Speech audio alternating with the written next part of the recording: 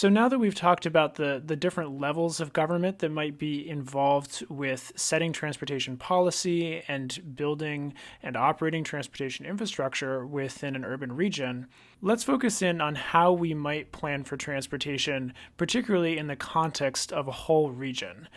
So this part of the transportation system that is sort of stuck in the middle here between the federal and state governments and the more local governments at county and municipal levels, and that is the regional operator, the metropolitan planning organization.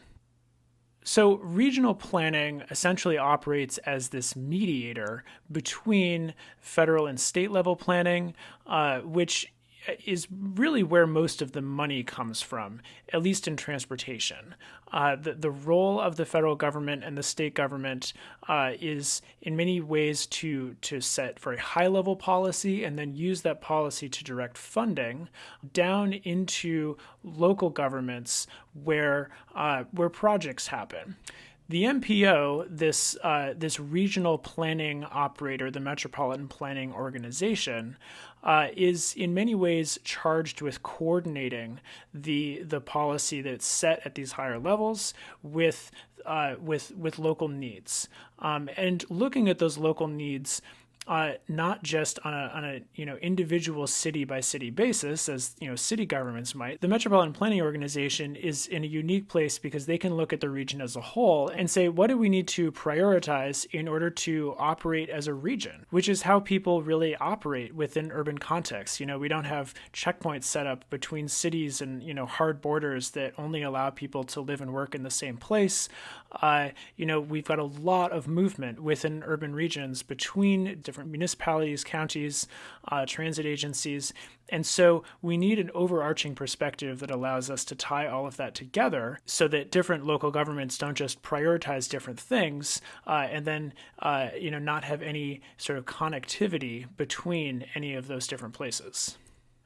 So while the MPO has this really important role as this mediator between high-level policy and low-level action, it also, unfortunately, has surprisingly little authority to, actually mandate that things happen.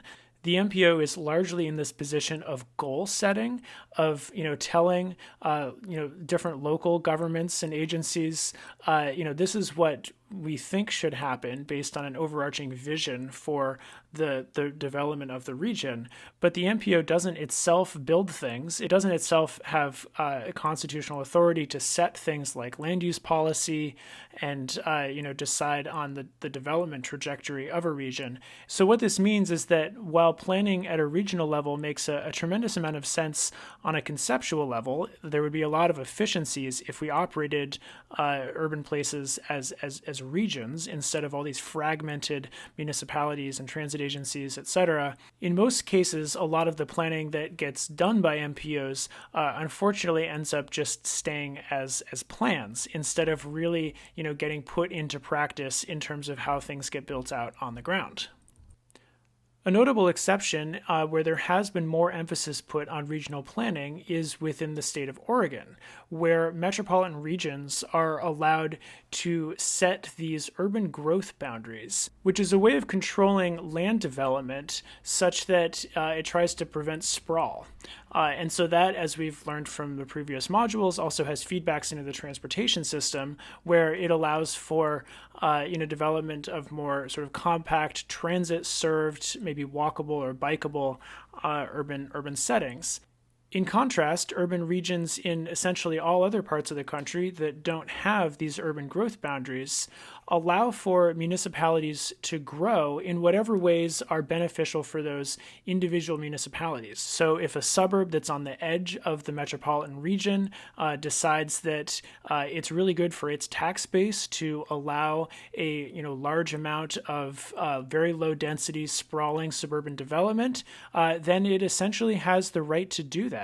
And that has, that could be good for that single municipality, but it could have really substantial implications for the urban region as a whole, because it's essentially forcing the transportation system, out into the hinterlands. It's putting more demand on, for example, freeways that might provide for commuting from those places to other parts of the metropolitan region. It might make it less viable to develop efficient transit systems and a walkable or bikeable downtown. And so there are some real negative implications to the amount of freedom that in most places individual municipalities have to make decisions that are good for themselves without considering their impact on the rest of the metropolitan area. And so this is why MPOs exist, in an attempt to try to coordinate transportation and land use development across regions between different municipalities that might have disparate interests. But unfortunately, in most cases, MPOs have very little power to actually enforce these ideas, short of putting them in planning documents, which we'll talk about in an upcoming video. So what kinds of authority do regional governments have, and where does this authority come from? The original seeds of regional government are not actually in transportation, and indeed regional governments do still a lot more than just transportation. They also do a lot of land use policy.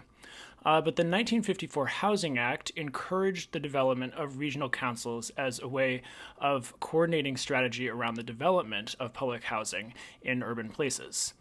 And then just a couple years later, in 1956, the Highway Act, which was central to the development of the interstate highway system, really elucidated the poor level of coordination between states and urban areas. And as a result, we ended up with highway plans that were really detrimental to urban places, where you had state highway agencies that were, for example, recommending building highways straight through urban neighborhoods and spurring a lot of protest, as we learned about in the history module. And so by the time the next major Federal Highway Act rolled around in 1962, there was a lot of interest in looking for ways to encourage and indeed enforce the cooperation of state and local planning interests. And so this resulted in what's called a 3C framework. And in fact, these 3 Cs are still a central part of the role of metropolitan planning organizations in order to allow the flow of federal funds down to local projects. So the 3 Cs have to do with planning being something that happens continuously over time. So the planning process is recursive. It also mandates cooperation between local and state agencies. And it also says that planning for transportation should be comprehensive. It should look at all different modes and also its relationship to land use. It shouldn't just be about a single mode like highways. So this mandate for regional level, continuous, cooperative, and comprehensive planning triggered then the development of MPOs starting in the 1970s. And coinciding with this push for a more regional approach to metropolitan planning is a push at the federal level for social and environmental improvements, and these get pulled into transportation planning as a way of judging performance, especially since there are these new mechanisms being set up for large-scale and long-term regional planning. So these federal acts through the 1960s and 70s related to things like civil rights and environmental quality start getting pulled into the planning process as important performance metrics through the regional planning system that is for the first time developing these long-range and large-scale plans. Environmental protections in particular have an important regional emphasis. So for example, the 1970 Clean Air Act measured clean air on a regional basis. And MPOs had a role in planning transportation systems, for example, that might not rely so much on highways, that would improve air quality on a regional level. And the 1990 Clean Air Act amendments used federal money for transportation development as a lever for improving air quality. So your project would not get funded if air quality standards were not met.